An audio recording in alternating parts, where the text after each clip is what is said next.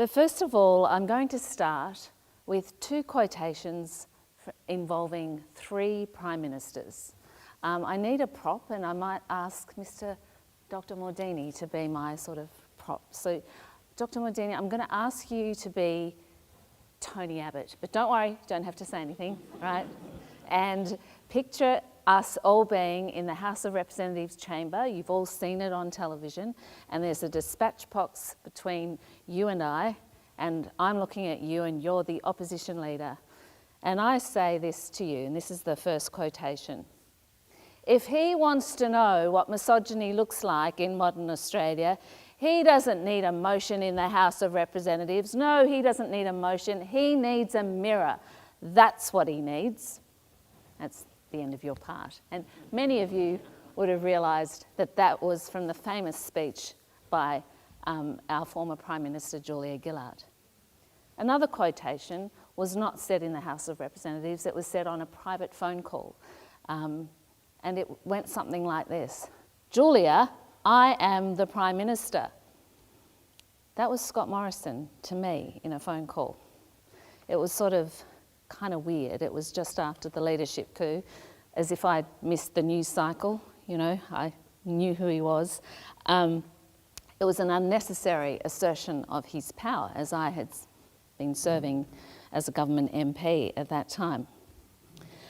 But what I loved a lot about Julia Gillard's misogyny speech, as we all did. It's its 10th year anniversary this year.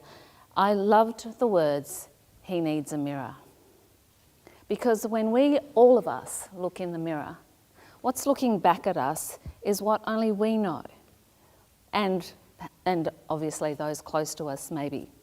But we know our truth. We know our values. We know our integrity, and we know our intuition. We know all of those things because they're internal to us. And as we get older, all those things become more honed. But those four things make up something that I'm going to talk about today, a type of power that is far greater than positional power, and that is personal power. One of those things, intuition, it's often attributed to women, you know, women's intuition. But I believe we all have it. We all have it from childhood. For example, when I was a little girl, 6 years old, in primary school, and this boy turned around in the playground and he said, "Wog, go back to your home country." I didn't know the meaning of the word. I ran home after school that day, and the first thing I did was take down my brother's dictionary from the bookshelf and look it up, and it said, "A man from a foreign land who is living somewhere other than his home country." I'm of Greek heritage, but I'm born here. My mother was born here. My father came out here when he was a teenager from Greece. And I thought, I don't know anywhere else, but Australia is my home.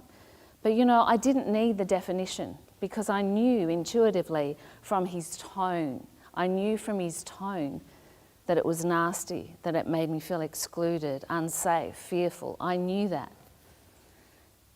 A few years later, and a little bit older, a teenager, this wasn't intuition. I knew for a fact that I did not want to go to my brother's speech night, even though it was Melbourne High School.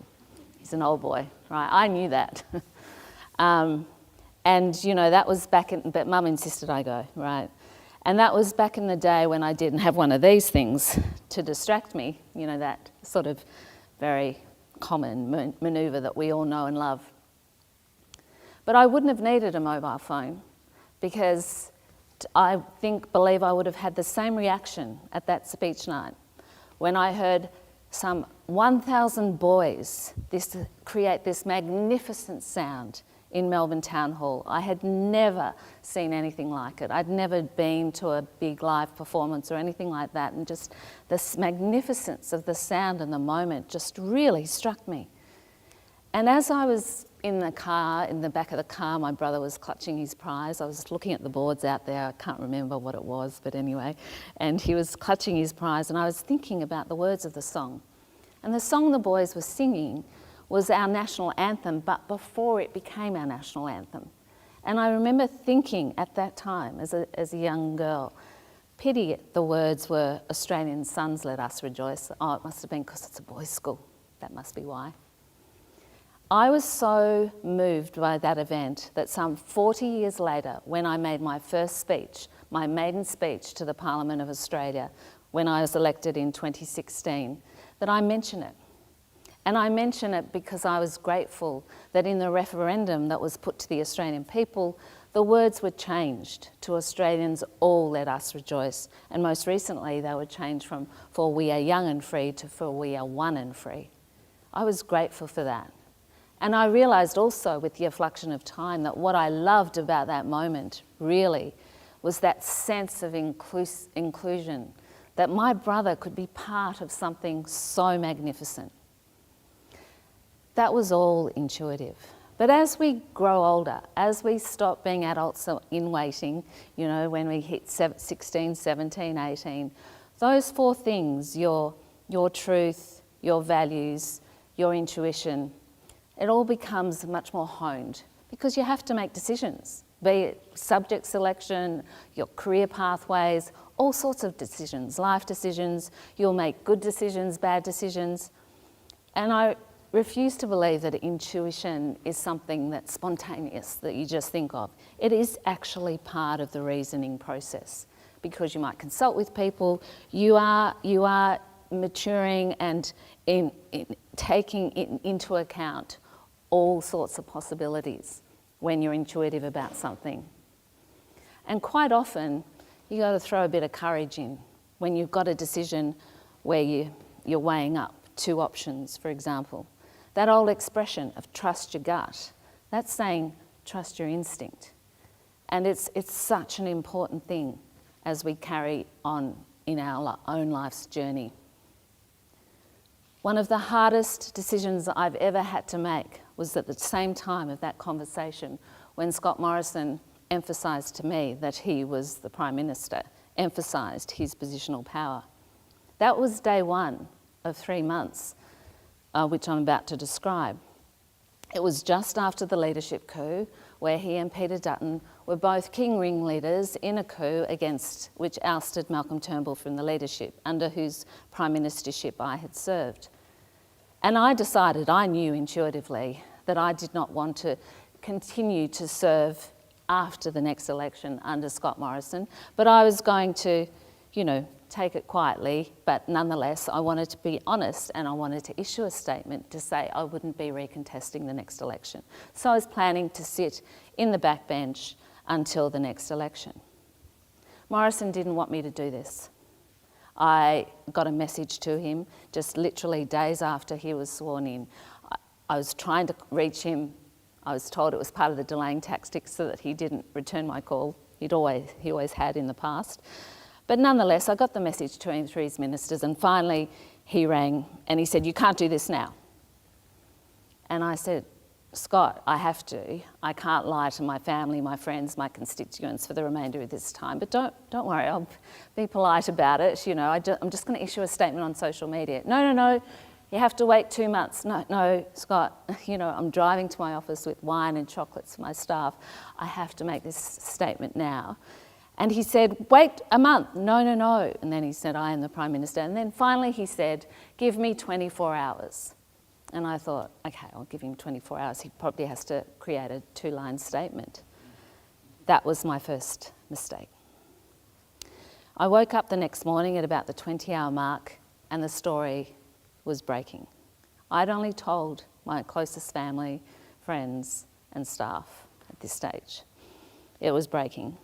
So I issued the statement and then Morrison rang me again and he said, "Do me another favour, don't speak to the media." Okay, it's the last thing I felt like doing. My phone was going nuts, television in the background. Okay, that was my second mistake. Because later that day, as I said, it was big political news that day, not about me, but big political news going on. And a Prime Minister always does what is known as a doorstop presser.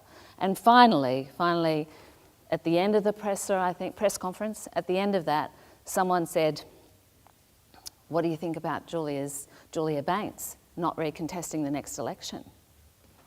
And I was watching him And I was confused. I was just looking at the television thinking, why is he saying that? Why is he saying that like that? And he said this. He said, what am I doing right now? I'm reaching out to Julia and speaking to Julia and checking in with Julia and making sure Julia gets all the support she needs in what has been a torrid ordeal for her. And believe me, he emphasises her. You can look at the footage on 7:30 report. I was really confused. And meanwhile, I'm doing my thing of not speaking to the media, even though my phone's going nuts. But I've had built very good friendships with respected journalists and MPs, some of whom were ringing me out of concern, not for a comment. And I found out that the Prime Minister's office had used that 24 hours to background against me. Now, backgrounding, for those of you who don't know, backgrounding is an ethical journalist's tool. For example, if you were going to write an article about something medical, you might consult a medical expert and not attribute it to them, but get the background on them. But I found out they were backgrounding that I'd had a nervous breakdown. Don't speak to her. She's emotional, hysterical. So I was this weak petal who hadn't coped with the leadership coup. Nonetheless, I thought, I will press on. I thought, this is an esteemed public platform. I wanted to continue to advocate for things that were important to me, such as climate change action. I made a speech to get the kids off Nauru for refugees. I made a speech about quotas and gender equal representation. But the more I spoke, the more the highest powers in the land took me through what I call the sexist spectrum. And the way they do it is backgrounding. Certain journalists get weaponised in the Murdoch press, and suddenly it appears, and then it's this whole cycle of vile social media. So I went through the sexist spectrum from being the weak petal to the troublemaker, to the liar, to the bully bitch. It was just extraordinary. I felt powerless. I felt I had no control over all of this. The highest powers in the land were doing everything they could to discredit my mental health and destroy my professional reputation. In the meantime, I had a few other phone calls from Scott Morrison, including one and other ministers who said, we can take you away from all this. And I was implied an offer of a ministerial appointment or we'll offer you the United Nations delegate position. It would take me out of the parliament and out of the country, but still retain my vote. Or this one, he said, I'll speak to Bill, as in Shorten, the opposition leader, to get you a pair. Now, a pair would have meant leave, potentially, and no doubt it was probably going to be characterised as unlimited, as mental health leave. When he offered me that, I simply said, I'm not sick. I'll see you in Parliament. Nonetheless, that 3 months was the most distressing, gut-wrenching period of my entire career. And I have worked in courtrooms and boardrooms, but never had I experienced anything like that. So I felt my truth and my values hadn't changed. But I believed that if I were to exit this place, and no one knew when the election was going to be called, it was important to me that it was recorded in Hansard that I came in as an independent person and I would join the crossbench as an independent MP. So I made the speech on November 29, I think it was, at 12 noon precisely, and I became an independent MP. After I made that speech, Nikki Gemmell, the media went nuts. It was just all over the press. And I'm told it was the only time in Australian political history that a backbencher had appeared on the front page of every single newspaper in the country, including a photograph of me where I look very alone. I look fearful. And the men are walking out. It was on the front page. It was quite a famous photograph. And that is how I felt, because I knew they would go for me. But nonetheless, inside of me, I was resolute and strong. I thought, I'm speaking my truth, right? So I'm going to continue to do this. I'm going to continue the rest of my term to continue to advocate for all those things that are important to me and important for the benefit of others. At one stage during the voting period, when you see MPs walking around the House deciding on their vote, and this was a vote related to the refugees, related to legislation that we were trying to pass to provide medical assistance to a very ill refugees, the Medivac legislation. And an MP walked past me and said, "So how does it feel to be the most powerful woman in the country, or powerful person in the country?" And I looked at him when he said that to me as I was walking to make my vote, because this vote depended on one vote, and it was my vote, right? And I looked at him and I thought, no, the most powerful person in the country is sitting right over there, the Prime Minister with the government. They're the most powerful people, right? But nonetheless, I had my personal power. I wasn't mesmerised by that or, affected by that at all. The journalist and well-known author, Nikki Gemmell, tweeted something along the lines of referring to my speech as audacious and courageous. And she said, "Julia Banks will go down in history as the woman who spoke truth to power. The haters will go for her. I wish her well." The haters did go for me, but what came towards me was people from across Australia who supported me, not just for me, but shared their stories with me. Many, many, many supported me as an independent. So I tell that story because it is so important to always think, no matter if you cop racism or ageism, or as in my case, sexism, I copped all three during that 3-month period, I've got to say, be it on social media or in the press. No matter if you're the Prime Minister or a backbencher or a staffer, no matter if you're a CEO or the General Manager or a junior graduate employee, no matter if you're the sports captain or sitting on the bench, no matter your position, your personal power and your intuition is the greatest and the most powerful power of all. Thank you so much.